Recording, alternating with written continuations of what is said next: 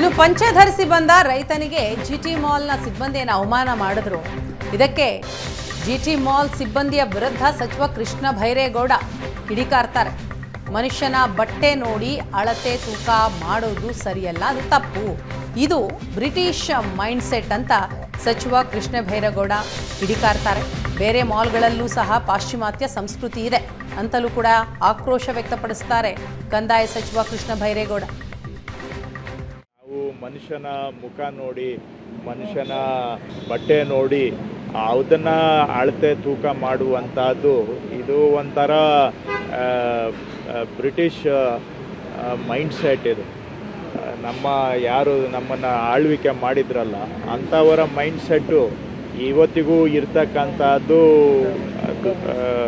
ದುರದೃಷ್ಟಕರ. ಇದು ಅಲ್ಲಿ ಒಂದೇ ಮಾಲ್ನಲ್ಲೇ ಅಲ್ಲ, ಬೇರೆ ಕಡೆನೂ ಕೂಡ ಇಂತಹ ಈ ಬೇರೆ ದೇಶಗಳಿಂದ ಇನ್ಫ್ಲೂಯೆನ್ಸ್ ಆಗಿರುವ ನಮ್ಮ ಮೈಂಡ್ಸೆಟ್ಟು ಇವತ್ತಿಗೂ ಕೂಡ ಬೇರೆ ಕಡೆನೂ ಮುಂದುವರಿತಾ ಇದೆ. ಅವರು ಮಾಲ್ನವರು ಯಾಕೆ ಈ ರೀತಿ ಮಾಡ್ತಾರೆ, ಅವರಿಗೆ ಬಹುಶಃ ಅದೇನು ಜ್ಞಾನದ ಕೊರತೆಯಿಂದ ಮಾಡ್ತಾ ಇದ್ದಾರೋ ಅಥವಾ ಅಧಿಕಾರ ಇದೆ ಅಂತ ಒಂದು ದುರಂಕಾರದಿಂದ ಮಾಡ್ತಾ ಇದ್ದಾರೋ, ಒಟ್ಟಾರೆ ತಪ್ಪು ಇದು. ಯಾರೇ ಆಗಲಿ ಜನಗಳಿಗೆ ಮನುಷ್ಯರನ್ನು ನಾವು ಮನುಷ್ಯರನ್ನಾಗಿ ಕಾಣಬೇಕು ಬಿಟ್ಟರೆ ಮನುಷ್ಯರನ್ನು ಮುಖ ನೋಡಿ ಅದು ಗೌರವ ಕೊಡುವಂಥದ್ದು ಖಂಡನೀಯ.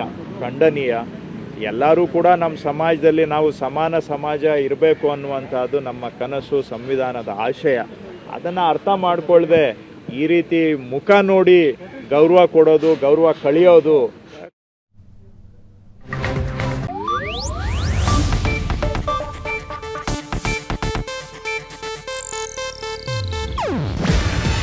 ಇದು ಏಷ್ಯಾನೆಟ್ ನ್ಯೂಸ್ ನೆಟ್ವರ್ಕ್ ಪ್ರಸ್ತುತಿ.